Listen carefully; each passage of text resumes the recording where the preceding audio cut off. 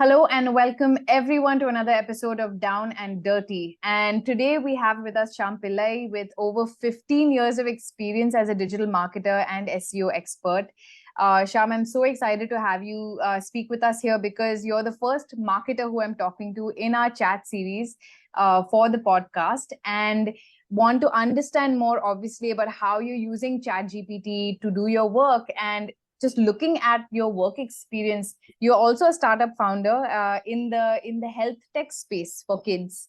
And you've been in product, you've been in marketing for, as I mentioned, over 15 years. Currently, you're with the Kerala Digital Marketing Agency. And it seems like your clients are very, very diverse. You have hospitality, you have Ayurveda, e-commerce, healthcare. I mean, a lot of experience across a lot of industries. Is that right?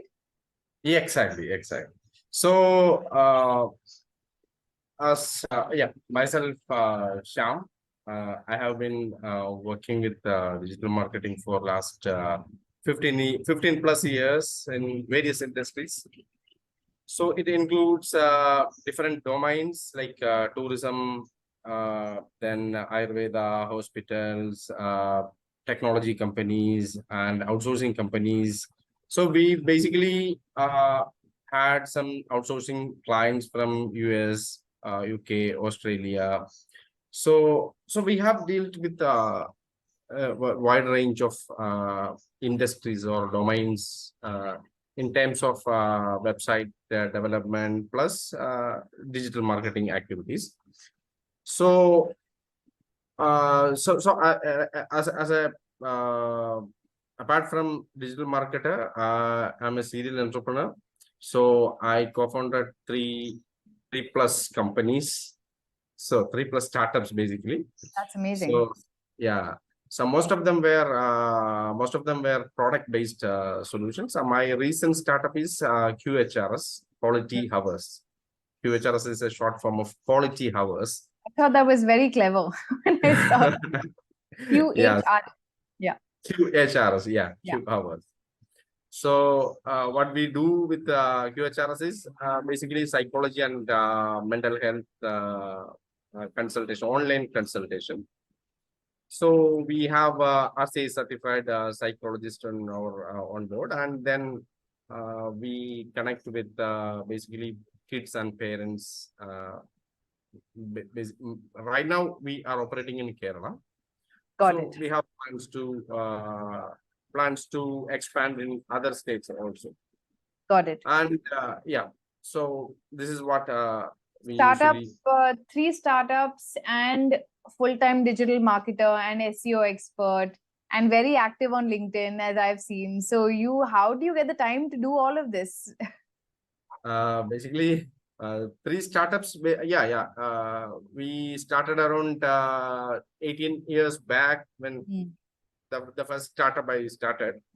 The time actually why I became a digital marketer is because of searching the word zero budget marketing. Like we don't have the budget to market in other sources. See, the only option we had is to market only through Google. So and organic. Was this organic? Only through organic. We don't have any money left exactly. when we finish the product. So for our survival, SEO is the only thing what we have to do. Yes. So that is why I learned SEO myself, because we don't have any other employees, or we were not in a position to accommodate any other marketers. So I decided to learn SEO because that time it was basically SEO was a synonym to digital marketing, because we don't have any other social media platforms. We don't have any other marketing methods. Even the advertisements were there, but still SEO was only the dependent system in digital marketing. So that's why I said it's kind of SEO was a synonym in that time. Right. I was going to ask you how you got into it. So now this is the very interesting backstory because of your own need for figuring out, zero budget marketing. That's how SEO happened. So what is a day in your life now look like? With, from the time you get to wake up in the morning and you're prepping for the day till the time your day gets over, what's behind the curtains, Syam? What happens? See, to be frank, I don't have a formal office hours or kind of a schedule, but I do see that is the way how I worked long time, and that maybe that's why I choose entrepreneurship as my profession. So we don't fit into that timelines, maybe. It's a huge perk of running your own business. So basically what we do is okay, in the morning I go to a school from I mean a school go to the school where my son is going. So that is a kind of a community school where we all parents are part of the system. So we are all running the school actually. Seriously? Like you Yes, guys run what? Like administration or teaching? everything. And Okay. it's a kind of alternative education system. So Awesome. basically Okay. it's a Bhumi is the learning community we call. Bhumi is the school name. Okay. So that is located in Cochin. So we have around 25 plus families who are running the school. So I used to go there and be with kids sometime. And also we do some sort of facilitation sometime, not teaching, facilitation, like helping the children to do something, learn something. Maybe sometime for me, I will facilitate something in technology, website or whatever, something. Fair enough. Okay. Yeah, like the way all the parents do. Yeah, and kids need to know technology. I mean, in today's day and age, unless you're introducing, children to how to use it effectively and safely. Yeah. So it's an important thing to be able to Yeah. facilitate. It also makes sense why in your own bio you have a lot of past history in the edtech space, in the education Exactly. space rather. Exactly. So now Exactly. it makes sense. You're a really proactive parent. It seems like you and your wife, and in terms of taking your child's education into your own hands, because this must be pretty hands-on. There's a lot of responsibility on the parents, right? Right, for the in a way that my kid goes to a traditional school. I can just drop her off and kind of hope for the best that they are doing a good job, but it seems like you're very hands-on. So how much of your day goes in being a part of your kids' school system? School system, basically for a day in a week, we have to be there for a day. I see. Okay. From 10 to 3, one day in a week we have to be there. Understood. And apart from that, if there is some events or some activities are happening, we also will be there.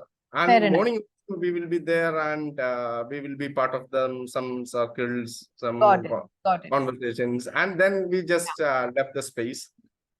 And so then after that, other than that one day, then you're doing your work on the other. Yeah, exactly. So that is what I said. There is no formal routine or schedules in my system. So this is one of the things which I do in the beginning, and then then we go back to the work schedule. We may have some calls to be made with some sort of client calls we have to do, like some sort of updates we have to give, or some discussions related to projects. So that is the one thing which we have to finish, because then only we can plan the other projects or works for the day, or to prioritize the things.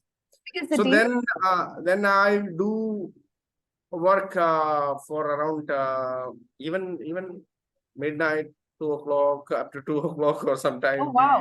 Okay. You really do keep your hours. Because that is a kind of flexibility.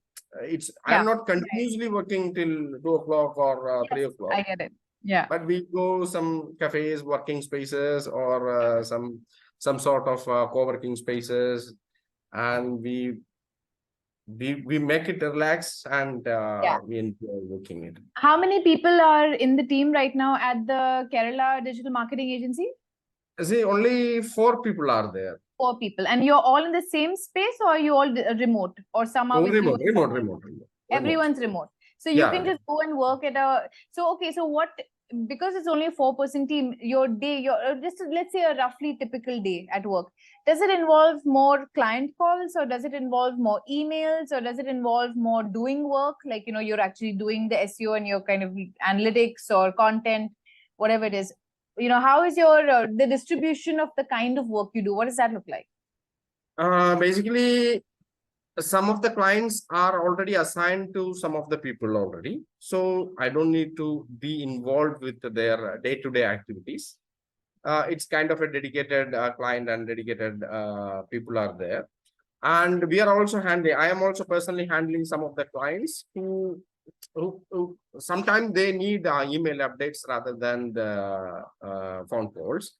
But definitely, yeah, we usually send emails regularly, but mainly in SEO or digital marketing, we prefer to send them monthly updates rather than daily updates or weekly updates, because it's all kind of a monthly contracts. Makes sense. It takes some time. Organic to kick in, it takes time. Exactly. It's all monthly contracts we are handling. So we don't do any kind of daily. Okay, of course, when there are some priority campaigns or active marketing campaigns, performance marketings are there, then definitely we have to be more involved with the client, update them, discuss them, getting the materials ready. There are a lot of works involved in the performance marketing side. But in the organic side, it's a fixed things. Got it. Understood. We both know the client, and we know that we will deliver something in the end of the month, and they will deliver it in a monthly report or something. Got it. So, okay, so let's talk about some of the tools, you know, resources, solutions, anything that's digital or online that you're using to do your everyday work. What are some of those? So basically I'm not a designer, basically creative guy. So for supporting the digital marketing, we must need some sort of creative works or creative posters or updates required. So those are taken by some other people, actually. Fine.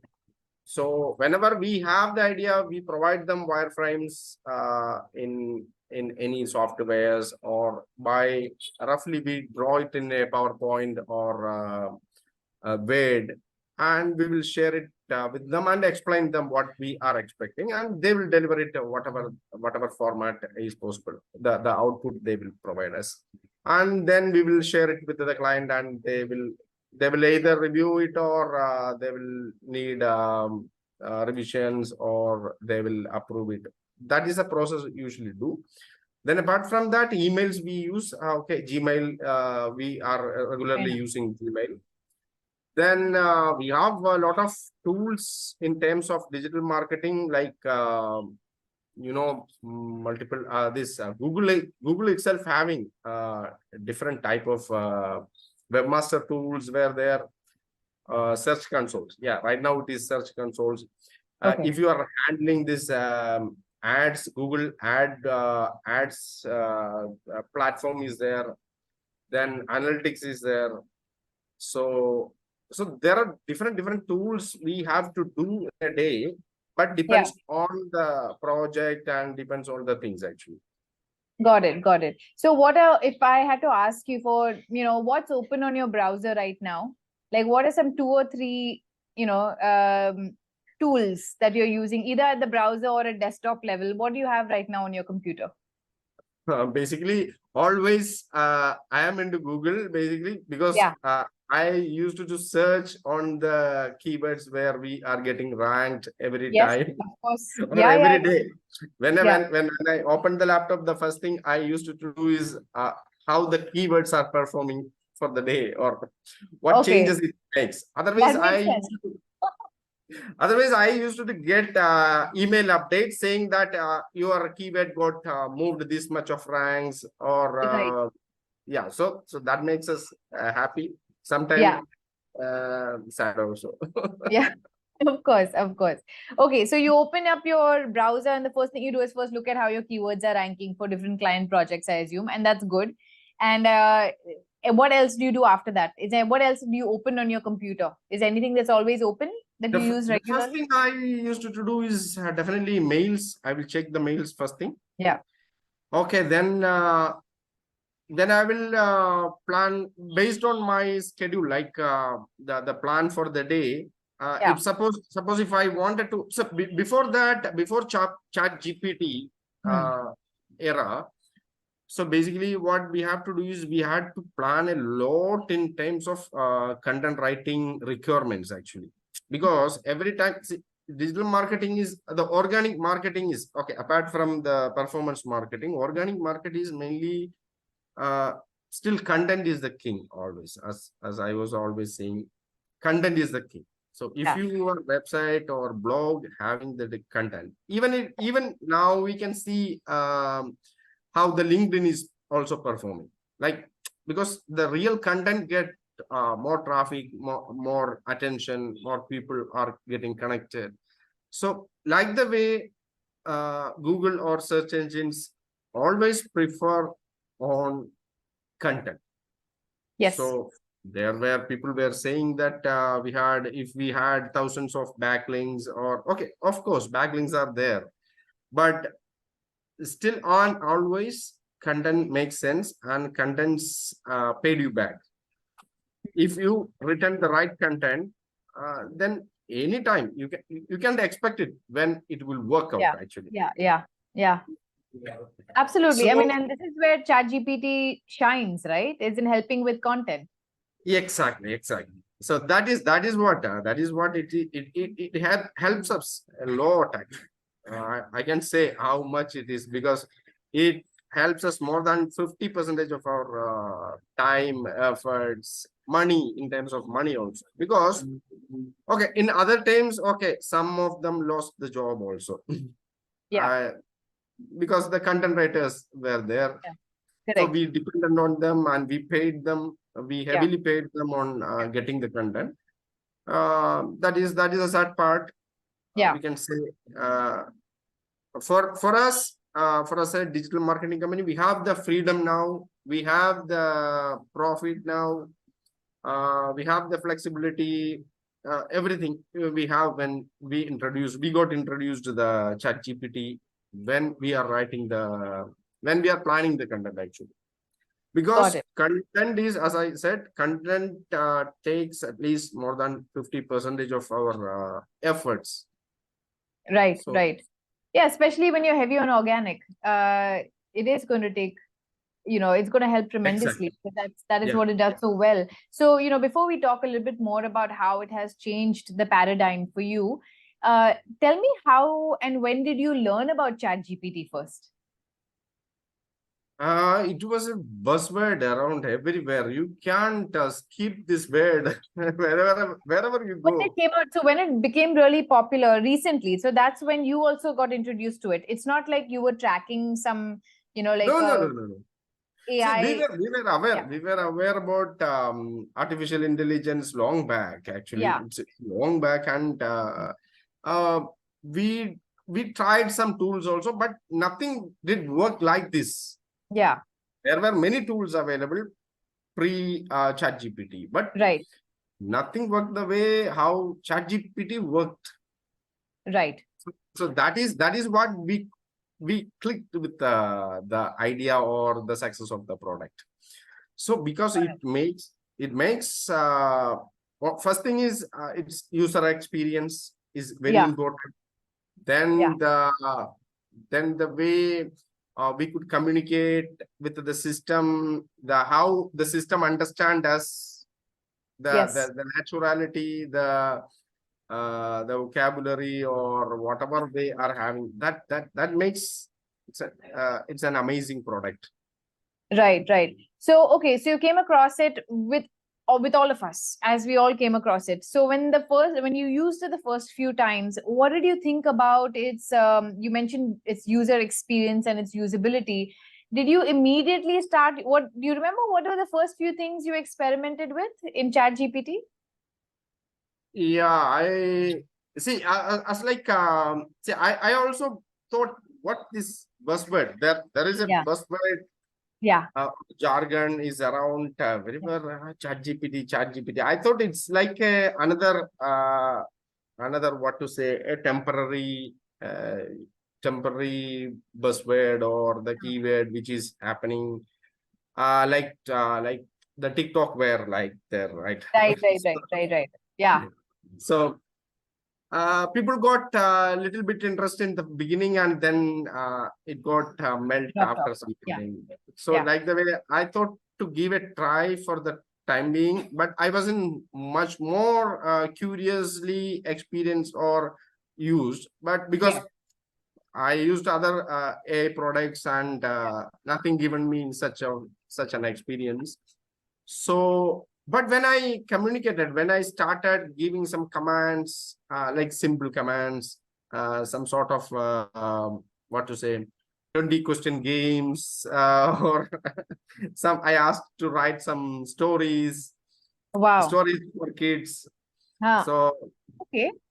yeah, so it gives us some sort of inputs.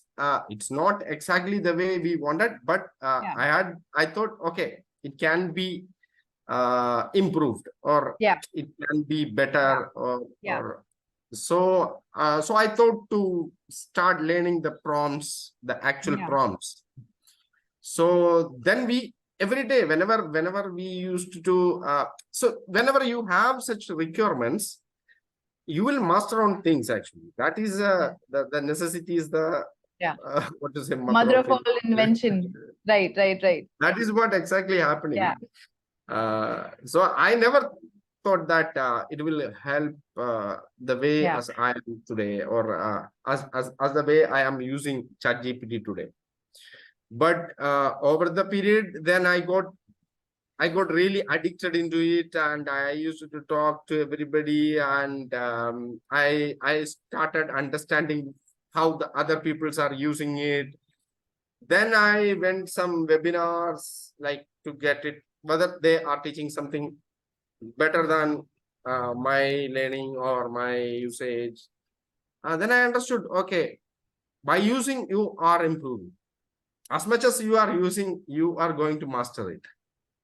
So we can say the prompts makes you better with your outputs actually. So whenever, see, basically the issue when you are having a cut, so when you deal with different content writers, hmm, you had multiple issues, like sometimes you like their tone, sometimes you like their vocabulary, sometimes you like their word selection, sometimes you like you don't like their yeah, anything.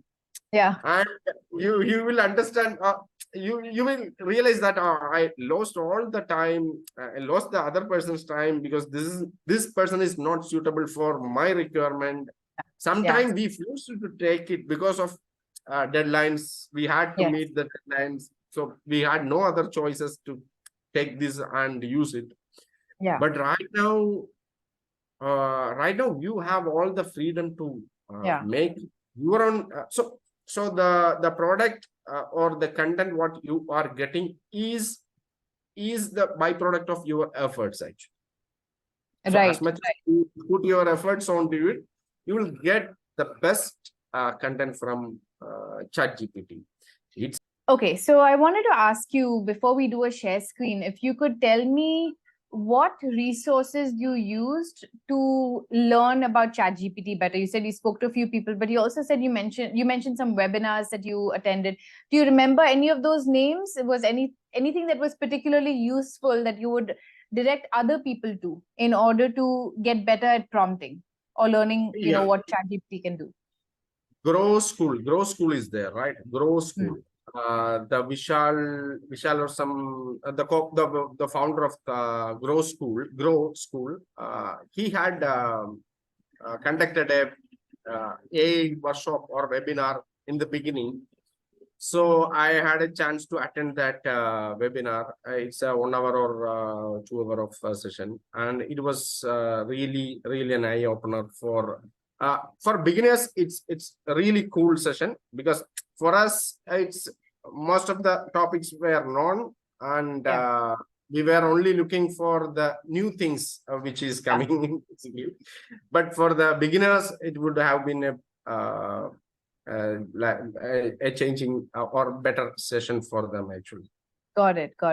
Okay, all right. So let's get into ChatGPT and let's see some of these prompts that you have now mastered and you know to ask ask artificial intelligence. So can you do a share screen, Syam? Sure. Let me open my browser and then. Okay. So how do we do this? Let's get into a use case. Is that how we want to do it? Sure. So for yesterday, I wrote an article. Basically, this is for one of the training institute. Okay. So they are teaching some sort of even the AI courses also they are teaching AI, Python, or some sort of other robotics, embedded. Lot of courses they are teaching. So we are helping them with organic marketing. So I had to write a article related to this one AI courses and Python. Okay. So basically, software training is the keyword which we are focusing for this month. So every month we focus on specific set of keywords for this client.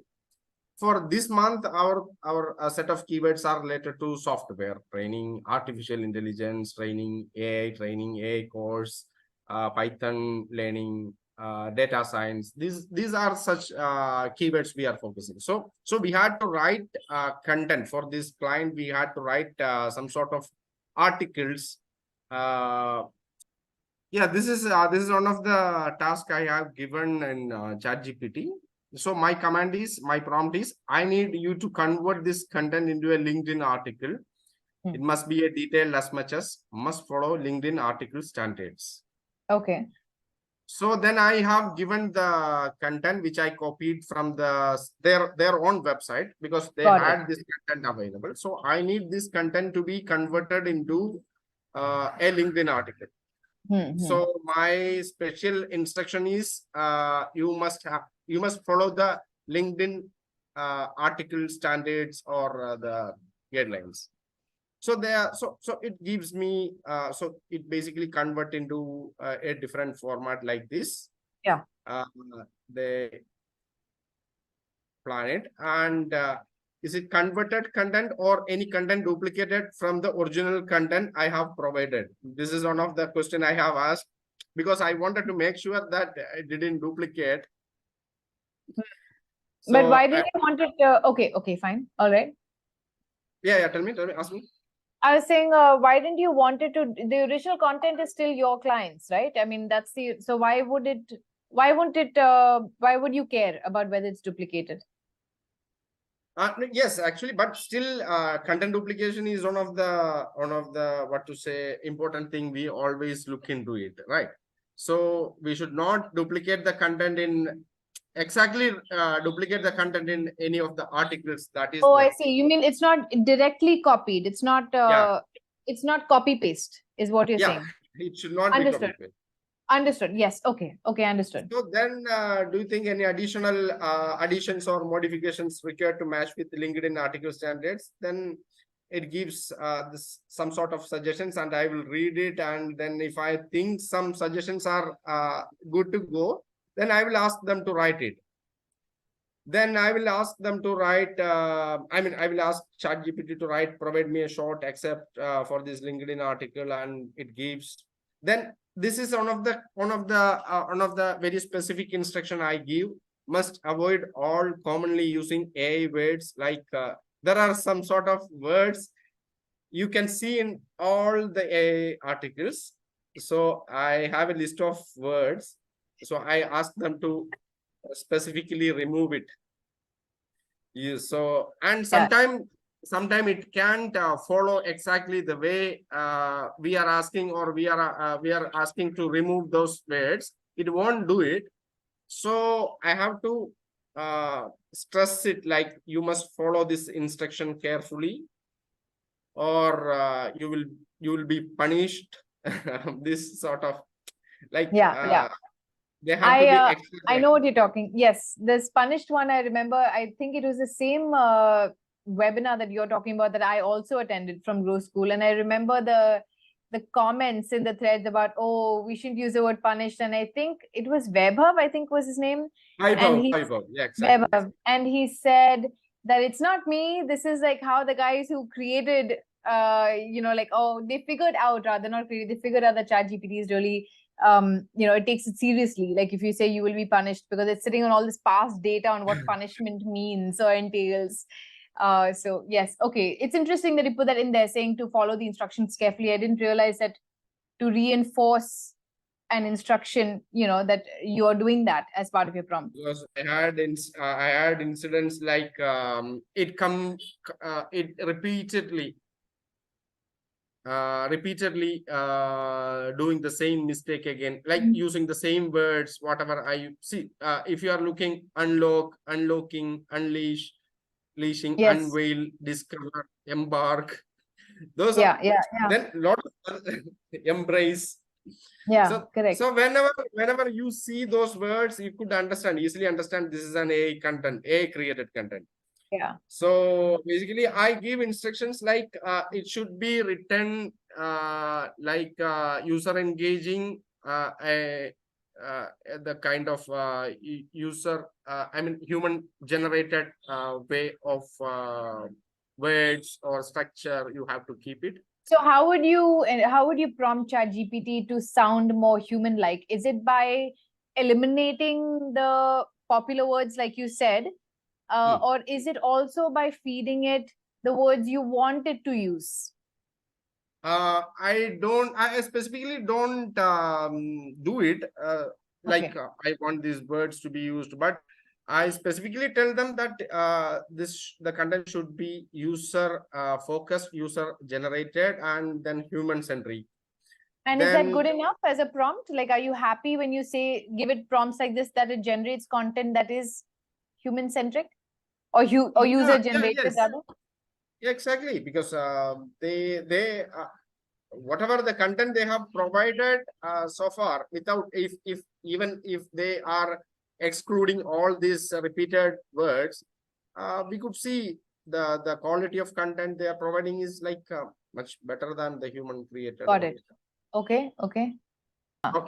As during that webinar, Vaibhav mentioned that he used to use some copywriting standards, or the Ogilvy standard, or the Right. copywriter standard, something which we have here. So I used to do when we have some sort of headlines, or some sort of short contents needs to be done for some sort of this social media posters, or some captions we required. Yeah. Then I prompt ChatGPT to get me Ogilvy standard, or this one copywriting standard, a copywriter, professional copywriter standard of writing required. So they give us options. Then it's all about us to decide which one, or we have to take one, and then we have to ask the modification, and we can ask suggestions to the chat gpt, like do you have any other suggestions, or do you think is it better, which one is better. So I used to do like that. If I have two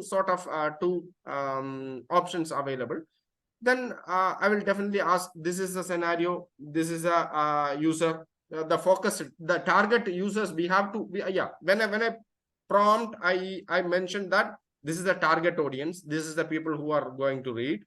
So this is a sort of level of content I must be delivered. Then I communicate with ChatGPT, like I have two options. This is a scenario. This is an audience. So which option would have been better as per your viewpoint? then what would be the reasons to say it? Like the way how we communicate with friends or the colleagues. Right. You do communicate with the ChatGPT every time. And are you happy with its judgment? Because it's one thing to ask it to create content. It's another thing to say, hey, here are two pieces. Here's the audience. Which one do you prefer? So what has been your experience with your satisfaction level, let's say, with what it does? Actually, not fully satisfied. Sometime it gives, okay, it's kind of luck, we can say. Okay. But we know what to take or what to go with. So, but getting a second opinion kind of approach, we are taking it because the decision was right or the option was right. So we just cross check it or double check it with the immediate available system where we can communicate easily. Got it. Some points he have given excellent outputs or suggestions with explanations why you need to go this or why you need. So sometime at least out of 10, I at least took 3. Okay. So 30%. So okay. So I want to let's stop your share screen for now. I want to ask you a more existential question, and that question is that for someone who's doing organic marketing, where content, it's all a content play. Now you have this virtual assistant, someone who can really help you generate content. Where do you see where does the power of a digital marketer lie? If not in creating content, can you just walk me through how is that changed your unique selling point to a client? Apart from ChatGPT, right? Yeah, I'm saying in the context of having ChatGPT, where anyone can create content and say, hey, use these keywords and write me a LinkedIn article on Dash. Why would someone work with an organic digital marketer? Like where do we still, where is the unique selling point? Like what is it that we would still need, or a company would still need a digital marketer for, an organic marketer for? Okay. That is a answer I have given in the beginning actually. So how I became a digital marketer is for my own need. Basically, yes. That time we don't had, or the companies don't had much of, because depending on performance marketing is for a startup company, it won't be feasible, or yes. It won't be a long-time solution you can depend on, basically. Yes. Because time you will be out of your budget and you would have to look after, look onto the sky actually, but yeah. That's right. So there, so if you are kind of a startup or a medium level of company, you definitely need a digital marketer, at least in contract, who can help you to promote, because organic marketing gives you paybacks without spending much on it, because it's a very what to say, a peanut of their marketing budgets they are paying for an employee or a digital company. Right. So Syam, let me just rephrase that. If you can spend less time in generating content, because you don't need to work with other people, you can ask ChatGPT to help you generate content. And so let's say you're spending less time on content creation because you have a tool to help you do that. Yeah. Where can you now spend more time as a digital marketer? Exactly. We had the flexibility, because in digital marketing, basically, there are few things which is important is, or the time consuming is, basically to understand the market, where understanding or targeting your customers, then the keyword research. That is one of the key point, the pain point of a digital marketing person or a company. So, like, even if you are a business owner, your pain point is to reach to the right person or right customers.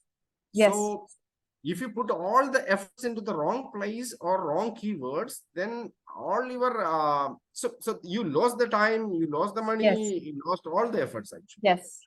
So basically, it's a trial and error system every time. So okay, sometime you won't get the exact keywords or whatever the keywords you are selecting won't click into the market Yes. or to the users.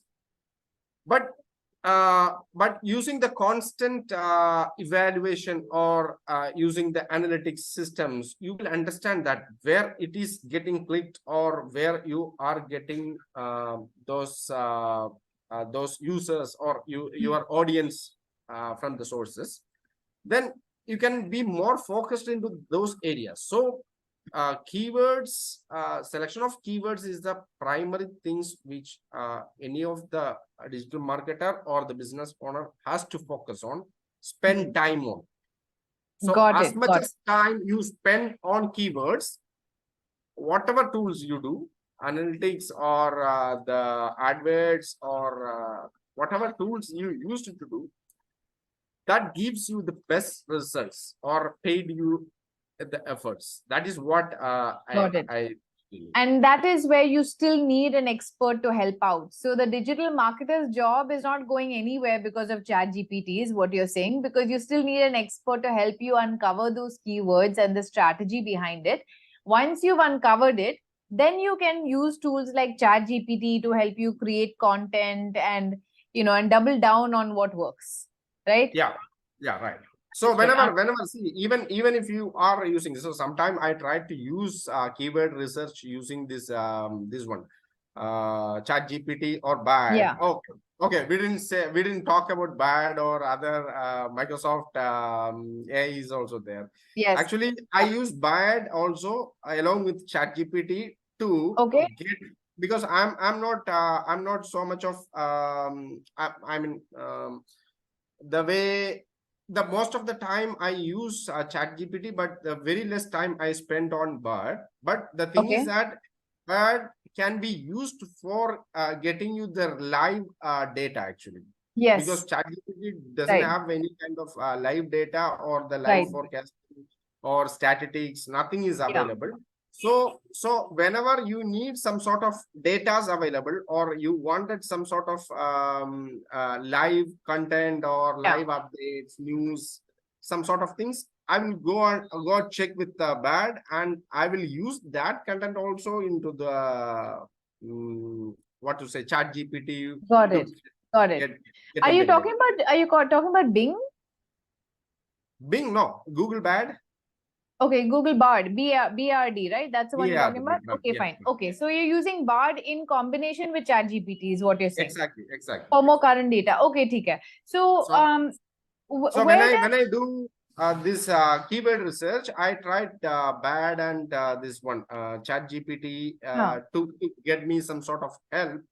But they themselves are saying that they are not SEO experts. You check. Right, of course.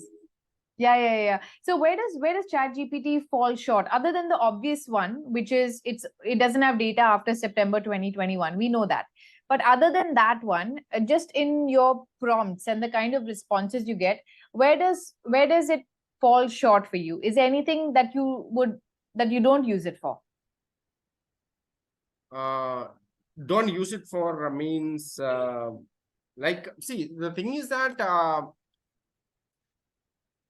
we see whatever the content we are making using ChatGPT or BAD, we have to do sort of research on our own basically.